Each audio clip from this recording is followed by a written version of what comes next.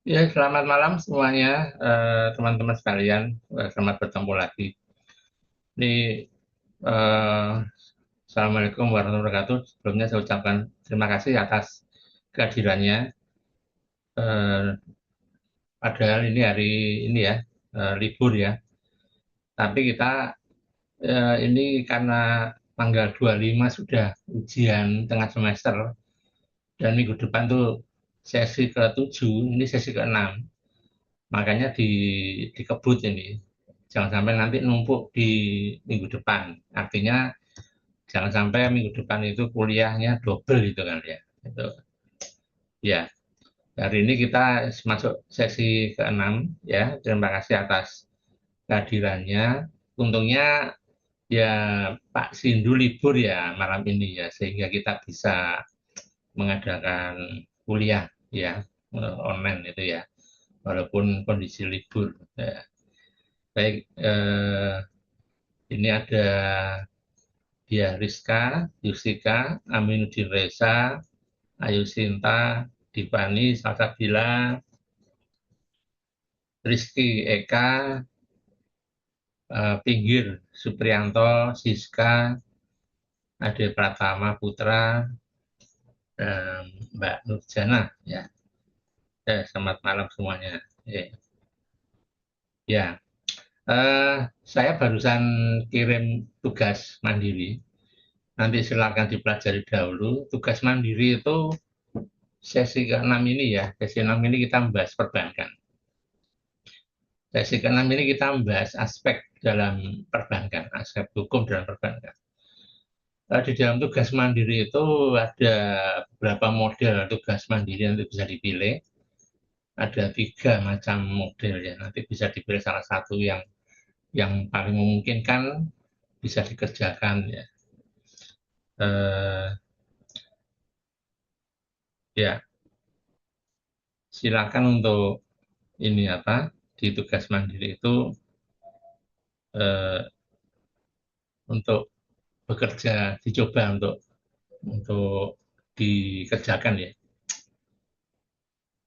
Di tugas mandiri itu ada persyaratan ya. Silakan kalau minta tolong atau ini menggunakan Gemini AI silakan. Tetapi eh, kalau minta tolong kepada Gemini AI dalam melaksanakan tugas itu sebaiknya jangan jangan asal membabi buta ya. Membabi buta itu maksudnya itu menyalin tanpa berpikir gitu kan. Jadi boleh saja ya, boleh saja minta bantuan AI. Tapi hendaknya itu diteliti tipunya, susunan kalimatnya itu diteliti kembali. Jangan sampai nanti kopasnya itu misalkan ini.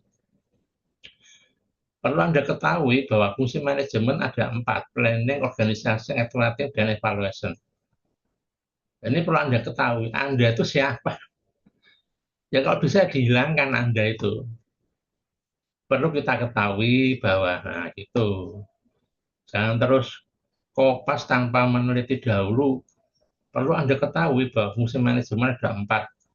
Anda ini dihilangkan, diganti ya. Misalkan perlu kita ketahui, nah gitu. Ini tipe.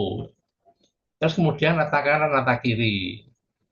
Kalau di Gemini itu atau chat GPT itu kan biasanya kan rata kanan kiri kan nggak seimbang.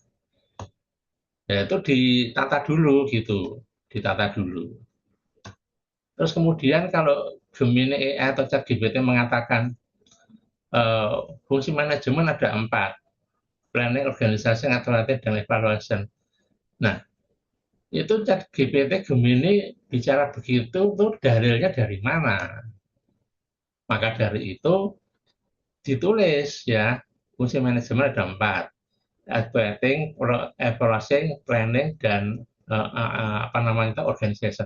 Dalam kurung misalkan siapa? Dalam kurung misalkan George ya, George Samuel itu 1977. Artinya dari apa namanya tuh dari literasi yang ada dari buku ciptaan siapa. Jadi jangan serta-merta copy paste dari AI gitu ya. Jadi harus ada ininya, ketelitiannya gitu ya. Itu. Oke, saya kira itu dulu untuk ini apa namanya itu eh, yang perlu saya sampaikan. Ini saya dokumentasikan, saya rekod untuk pertemuan hari ini. Ya, semoga nanti tugasnya dapat dikerjakan dengan baik. Baik, ini kita masuk ke dalam materi yang keenam, yaitu mengenai aspek hukum dalam bisnis, yaitu dalam hal perbankan. Dalam hal perbankan. Tetapi sebelum saya lanjut ke dalam materi ya, ke dalam perbankan ini ya, sebelum perbankan ini, saya ingin tahu ini terhadap perbendaraan, definisi dari teman-teman. Bedanya apa ya? Bedanya apa? Perbankan dengan bank itu secara kontekstualnya itu yang membedakan itu apanya? Antara eh, arti ya, makna dari kata kalimat bank dengan perbankan. Itu perbedaannya apa di sini? Dari segi manfaatnya, dari segi definisi atau bagaimana? Saya bisa minta tolong ini. Apa yang membedakan antara makna dari perbankan dengan bank ini? Ada yang bisa ini membantu saya?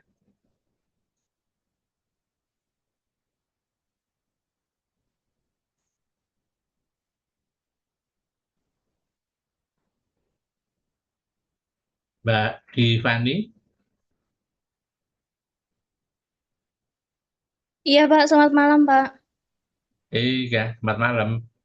Mbak Divani, menurut Anda, apa Iya, itu yang dimaksud dengan perbankan dan bank? Ini perbedaannya itu ada di mana nih? Kalau kita, ini sebelum kita mulai ya, untuk membahas lebih dalam lagi mengenai materi ini, ada istilah perbankan, ada istilah bank. Ini apa yang membedakan, Mbak? Menurut Mbak? oke. Dari yang saya pahami sama ini Pak, kalau untuk perbankan aja itu pengertiannya itu memang sebuah badan usaha keuangan seperti itu yang apa ya menghimpun dana dari masyarakat juga dalam membentuk apa ya simpanan dan juga menyalurkan kembali dalam bentuk seperti kredit gitu-gitu atau mungkin juga bentuk yang lain. Itu untuk bank. Tapi untuk perbankan itu mungkin seperti segala sesuatu yang menyangkut tentang bank yang mencakup kayak apa ya Pak? Seperti kelembagaan, kegiatannya, kegiatan usaha, serta juga cara mungkin ya, atau mungkin proses juga dalam melaksanakan kegiatan usaha tersebut, Pak. Untuk pengertiannya seperti itu dari saya, Pak. Ada lagi, Pak? Ya, saya kira udah cukup gitu. Ya, Baik, Pak. nah Terima ini, kasih. ya terima kasih Mbak Divani. Itu memang begitu ya, memang begitu kenyataannya bahwa perbedaan antara perbankan dan bank itu ya. Di perbankan itu kalau ingin kita mudah untuk memposisikan ini apa asumsi kita bahwa perbankan itu aspeknya ke arah kepada kegiatan ya. Kegiatan apa yang dilakukan oleh perbankan tersebut sesuai dengan undang-undang ya, Undang-Undang tahun 98 itu kan ya. Tapi kalau bank itu adalah arahnya kepada umumnya pada definisi kegiatan lembaga keuangan yang bertujuan memberikan kredit dan manfaat ya. Nah, ini adalah bank. Tetapi kalau perbankan itu arahnya kepada kegiatan. Betul tadi ya, melakukan kegiatan Kegiatan itu bagaimana? Kegiatan ya termasuk memberikan simpan pinjam, memberikan kredit, kemudian bisa juga sebagai investasi, nah seperti itu. Ini perbedaannya, itu ya. Ya baik, ya terima kasih atas ini apa untuk eh, ini apa perbendaraan untuk menerjemahkannya hal tersebut.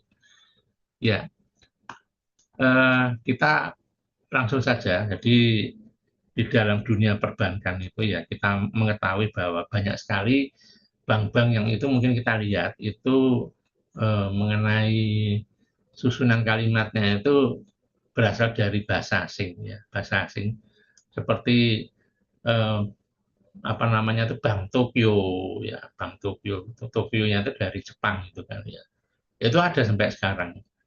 Nah, jadi bicara mengenai sejarah itu ya, itu kan sejarah itu. Jadi di sejarah itu mengatakan bahwa banyak sekali bank-bank saduran dari Belanda, ya, dari penjajah kita Belanda itu memang mereka mendirikan bank asing di Indonesia ya. Tetapi ada juga waktu itu bank yang dari pribumi, bukan dari asing juga ya. Tadi tidak serta-merta dari asing, dari Belanda, tapi juga dari pribumi. Dari pribumi waktu itu pada saat penjajahan Belanda itu sudah ada bank milik pribumi Indonesia ya. Artinya dari produk hasil dari Indonesia, yaitu seperti misalkan Bank Nasional Indonesia. Itu kan sudah mulai tahun 46 itu kan. Tetapi ada hal-hal lain seperti misalkan bank dari Belanda ya, yang dari produknya Belanda itu merger atau kemudian berkolaborasi dengan bank milik Bumi Indonesia, kemudian berubah nih, berubah menjadi bank miliknya Indonesia.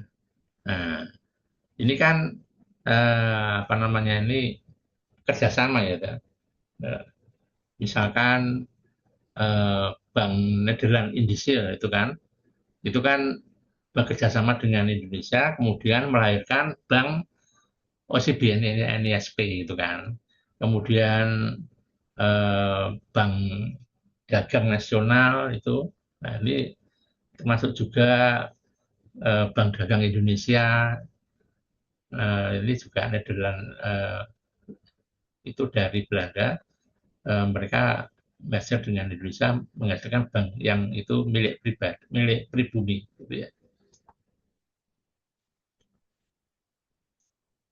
Nah ini sejarah dari beberapa bank yang itu merger dengan Indonesia melahirkan pribumi. Nah kemudian bila ada pertanyaan ya, bila ada pertanyaan mengenai pengertian bank dan perbankan itu, ya ini Undang-Undang Nomor 10 dan Undang-Undang tahun 98 ini ya. Di situ disebutkan juga itu. Ya, jadi ada pengertian yang itu mungkin itu ada sedikit kesamaan ya dengan perbankan ya, antara bank dan perbankan itu. Tapi di sini yang bank itu ada segi manfaatnya, tapi yang diperbankan itu mencakup tentang ruang gerak kegiatan usahanya itu ya. Nah, ini perlu yang diperhatikan. Hukum perbankan di sini hukum positif ya. Hukum positif itu apa? Hukum positif itu? Hukum positif itu maksud dari definisi hukum positif itu. Apa itu hukum positif? Di sini sebutkan hukum positif mengatur segala sesuatu yang menyangkut tentang bank. Iya, betul ya. Tetapi hukum positif sendiri itu apa artinya? Apa namanya itu secara secara pengertian ya, secara pengertian ya. Tetapi kalau hukum positif diterapkan di bank itu ya yang mengatur segala bentuk ya, peraturan-peraturan yang ada di bank. Tetapi di sini eh, apa itu pengertiannya mengenai hukum positif itu? Mungkin ada yang bisa dibantu nih pengertian dari hukum positif itu. Mungkin Mas Pinggir bisa minta tolong Mas.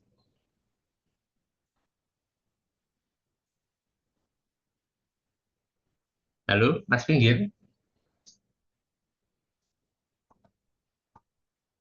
Mas Pinggir atau Mbak ini Mas Rizky Eka. apakah bisa memberikan pengertian mengenai hukum positif. Mas Rizky Eka, apakah masih kerja ya? Masih sibuk dalam pekerjaan? Halo? Atau mungkin siapa yang bisa memberikan bantuan kepada saya mengenai hukum positif? Saya izin menjawab, Pak. Ya, boleh silakan. Baik, jadi istilah dari hukum positif itu sendiri merupakan kumpulan dari asas atau kaidah hukum tertulis yang berlaku dan mengikat secara sah pada suatu negara atau masyarakat tertentu saat ini. Atau dengan kata lain, hukum ini itu merupakan aturan buatan manusia yang ditetapkan oleh otoritas berwenang seperti lembaga legislatif untuk ditegakkan. Seperti itu, Pak. Ya, ya, betul, betul. Ya, jadi hukum positif adalah hukum yang dilegalkan, ya, dilegalkan secara tertulis, ada nomornya, ada apa namanya itu kaidahnya tertulis dan itu diundang-undangkan, ya, istilahnya itu diketok palu. Nah, itu hukum positif. Kemudian juga ada hukum negatif. Hukum negatif itu adalah hukum yang tidak sah, ya bisa juga sah, ya. Contohnya hukum negatif itu adalah hukum tradisi. Hukum tradisi yang tidak tertulis dan itu tidak ada dalam undang-undang. Misalkan di di RT RW, ya kan, ada tulisan pemulung pengemis dilarang masuk. Nah, ya kan. Ini apakah ada peraturannya? Menurut Undang-Undang Perdata nomor sekian tidak ada, kan, ya. Bisa juga itu suatu himbauan, ya, himbauan kepada masyarakat gitu, ya, yang harus dipatuhi, ya. Tetapi itu bukan menjadi syarat untuk masuk ke dalam legalitas di negara itu.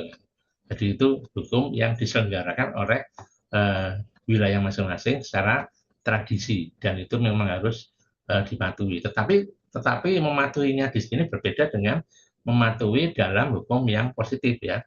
Kalau hukum positif ada konsekuensinya, tapi kalau yang hukum yang negatif tadi itu konsekuensinya ya tidak seberat hukum positif gitu, ya. Jadi di sini hukum positif itu eh, apa namanya itu tertulis, ya, tertulis, ya. Ini sangat kompleks sekali hukum positif itu termasuk perdata dan sebagainya.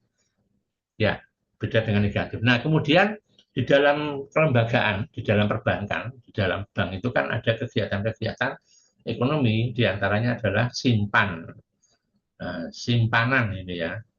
Simpanan ini apa artinya simpanan? Simpanan itu dana yang dipercayakan oleh masyarakat. Jadi garis bawahnya itu adalah dipercayakan, ya, dipercayakan. Artinya itu masyarakat masih memiliki kepercayaan terhadap lembaga keuangan. Jangan sampai nanti terulang lagi kasus atau peristiwa krisis moneter. Ya, mungkin ada beberapa mahasiswa di sini yang sudah pernah mengalami krisis moneter, tapi mungkin kayaknya banyak yang belum mengalami, ya.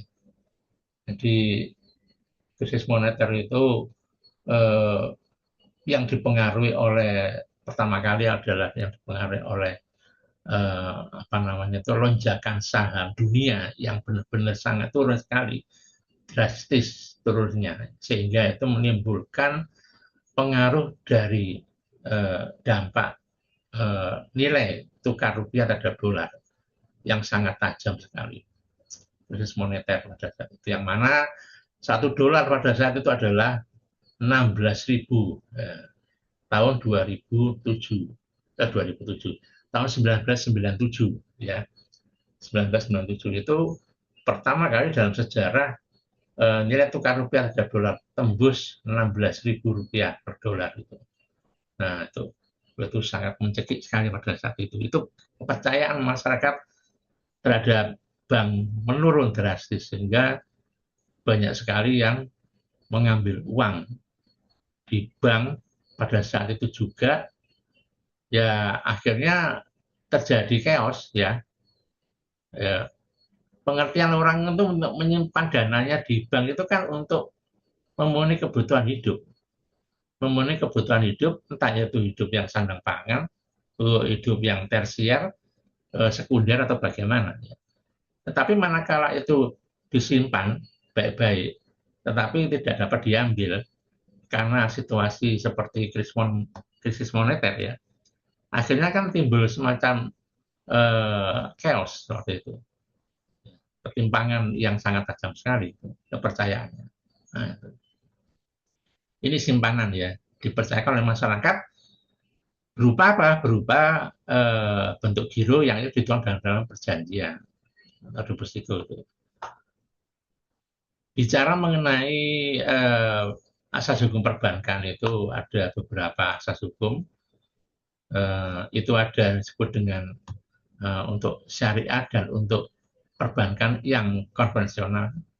Yang konvensional adalah syariat. Ya. Kemudian saya lanjut lagi kepada tujuan perbankan. Nah, tujuan perbankan dituangkan dalam Undang-Undang Nomor 7 Tahun 92. Jadi ini tujuan perbankan ini nanti bila ada pertanyaan di ujian nanti tolong dijawab dengan berdasarkan dalil yang ada ya. Dalil yang ada tujuan perbankan kan ada di Undang-Undang Nomor 7 Tahun 92. Itu disebutkan itu perbankan bertujuan untuk membangun pembangunan nasional dalam rangka meningkatkan pemerataan pertumbuhan ekonomi dan stabilitas nasional ke arah peningkatan kesejahteraan rakyat banyak, bukan kesejahteraan rakyat Jawa Timur, kesejahteraan rakyat Surabaya, tapi kesejahteraan rakyat banyak. Ini penting ini.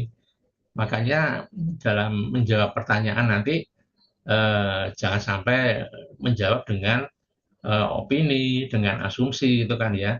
Tapi ada ininya, dalilnya ya. Dalil untuk menjawab dengan benar itu menurut Undang-Undang Nomor 7 Tahun 92. Ini apabila nanti ada pertanyaan mengenai tujuan perbankan.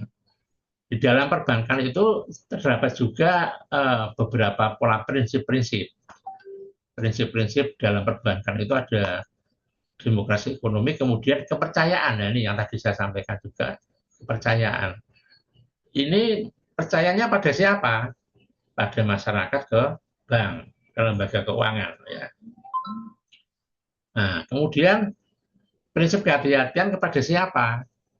Prinsip kehati-hatian dari lembaga keuangan kepada masyarakat, karena apa namanya itu pihak lembaga keuangan ya itu dalam kehati-hatian melihat customer, melihat nasabah itu berat sekali karena untuk menghindari indikasi adanya kegiatan mengarah kepada cuci uang atau money laundering. Nah, ini untuk menjaga hal ke situ ya. Tetapi bisa juga ya nasabah atau konsumen juga hati-hati terhadap lembaga keuangan, karena lembaga keuangan itu ada beberapa yang mungkin ya dalam kondisi yang kurang sehat ya, dalam kondisi proses likuidasi. Nah, ini harus pintar-pintarnya nasabah untuk melihat hal itu, jangan sampai kemudian langsung percaya saja itu kan ya. Nah, kemudian prinsip kerahasiaan. Kerahasiaan ini pihak bank lembaga keuangan itu mampu untuk menjaga kerahasiaan data-data dari para nasabah. Data-data dari nasabah ini penting ya, jangan sampai ini bocor atau kedistribusiannya terhadap para bank lain yang merupakan kompetitor gitu kan ya. Ini perlunya menjaga kerahasiaan. Walaupun itu nanti rahasianya itu harus diketahui oleh pihak OJK atau lembaga peminjam simpanan, lembaga pinjam simpanan itu LPS gitu kan. Kenapa? Karena untuk menghindari nasabah yang nakal ya. Nasabah yang nakal itu kan nasabah yang tadi itu ya, ada pencucian uang, money laundering itu kan ya. Dia punya banyak sekali aset ya, tetapi asetnya itu atas nama kepemilikannya keuangan itu orang lain gitu kan. Ini pihak dari bank itu tetap menjaga kerahasiaannya, cuman pihak Bank Indonesia dalam hal ini ya yang mengawasi itu harus wajib tahu juga. Dan kemudian prinsip mengenal nasabah. Mengenal nasabah ini boleh dilakukan atau memang itu sudah sepantasnya dilakukan oleh pihak lembaga keuangan ini. Lebih dalam lagi bisa mengenal nasabah, ya. Jangan sampai nasabah tersebut memiliki maksud-maksud tertentu yang itu merugikan, gitu kan. Kemudian transparansi antara kedua belah pihak, pihak pertama dari bank, pihak kedua dari nasabah itu juga harus punya pola transparansi agar supaya semuanya itu tergambarkan atau teraktualisasikan dalam perjanjian itu tadi ya, yang itu artinya kepada nasabah menaruh kepercayaan terhadap pihak lembaga keuangan. Kemudian prinsip integritas. Nah, fungsi dari bank itu banyak sekali penggolongannya. Dilihat dari fungsinya itu dibikin menjadi beberapa golongan, yaitu bank sentral, bank umum, dan BPR. Ini bank umum termasuk Bank Indonesia itu ya. Kemudian jenis bank apabila dilihat dari kepemilikan modal itu ada beberapa jenis, yaitu bank milik pemerintah, misalkan BNI, BRI, kemudian ada bank milik swasta nasional, misalkan Bank Sentral Asia, kemudian ada yang namanya itu adalah apa itu ya namanya itu ya. Kalau dulu ada Bank Danamon itu ya, sekarang Danamon sudah tutup itu kan. Apa NISP itu ya. Kemudian bank milik swasta asing, kemudian bank milik campuran, kemudian kegiatan operasional yang itu dibagi lagi menjadi beberapa jenis bank. Bila dilihat dari kegiatannya, bank konvensional itu bank pada umumnya ya, dan juga bank yang inkonvensional termasuk bank syariah ini. Bank syariah kan ada ya di berbagai bank pada umumnya. BCA juga punya syariah, Mandiri juga punya syariah, ya. BNI juga punya syariah. Ya. Kemudian berikutnya ini kepengurusan di dalam lembaga keuangan. Nah, ini lembaga keuangan ini punya pengurus yang itu utamanya itu ada anggota dewan komisaris, kemudian ada dewan komisaris, dan ada direksi. Nah, itu udah ini aja. Ini yang secara umum ya. Nanti di situ pendelegasian tugas dan wewenangnya itu di situ ada di bawahnya ada anak buah itu ya. Dan itu di bawah pengawasan dari OJK setiap kali mengadakan ini apa namanya itu fit and proper test gitu tadi untuk tingkat jabatan struktural di lembaga keuangan itu. Di dalam perbankan atau lembaga keuangan itu berlaku pula sumber-sumber hukum. Sumber hukum ini banyak sekali, nanti bisa dipelajari sumber-sumber hukum, termasuk Undang-Undang 1. Di situ juga banyak sekali ya dibicarakan mengenai pendirian dan pembubaran terhadap suatu lembaga keuangan. Gitu. Nah, sifat hukum perbankan itu merupakan hukum memaksa. Artinya apa hukum memaksa itu? Hukum memaksa itu artinya bahwa semua kegiatan atau semua legalitas dari bank pada umumnya, entah itu bank yang konvensional ataupun yang inkonvensional, itu dalam pengawasan, dalam pengelolaan, artinya itu dalam peraturan ya, di dalam itu merupakan pengawasan dari Bank Indonesia. Jadi Bank Indonesia atau Bank Sentral ini yang mengawasi mereka, makanya harus taat kepada peraturan itu ya. Rambu-rambu ditetapkan dalam Bank Sentral Bank Indonesia itu harus ditaati itu. Ini memaksa. Ya. Jadi bisa mencabut izin ya untuk pendiriannya, bisa mendapatkan masalah itu ya apabila tidak dipatuhi peraturannya dalam Bank Indonesia. Nah, di dalam kontrak perjanjian yang ini setelah nasabah percaya terhadap lembaga keuangan tersebut, maka lahirlah kontrak perjanjian tadi itu, maka di situ ada beberapa prinsip yang itu harus disampaikan ya. Prinsip kesetaraan, sukarelaan, kebebasan, prinsip universal, dan transparansi. Transparansi itu seperti tadi itu ya, sangat transparan, tidak ada yang disembunyikan ya. Produk-produk dari bank itu apa disampaikan ya. Tetapi di sini pihak bank itu juga memberikan perlindungan hukum terhadap nasabah. Nah, perlindungan hukum ini ada dua, perlindungan hukum langsung dan perlindungan hukum tidak langsung. Ini saya sengaja tidak saya jelaskan mengenai perlindungan hukum langsung dan perlindungan hukum tidak langsung, karena nanti ada kemungkinan saya keluarkan dalam ujian tengah semester ya. Apa yang disebut dengan perlindungan hukum langsung dan apa yang disebut dengan perlindungan hukum tidak langsung, contohnya bagaimana, nanti bisa mungkin saya keluarkan dalam ujian tengah semester nanti. Oke, saya kira itu dulu dari saya untuk materi aspek hukum bisnis dalam perbankan. Ada yang ditanyakan, silakan.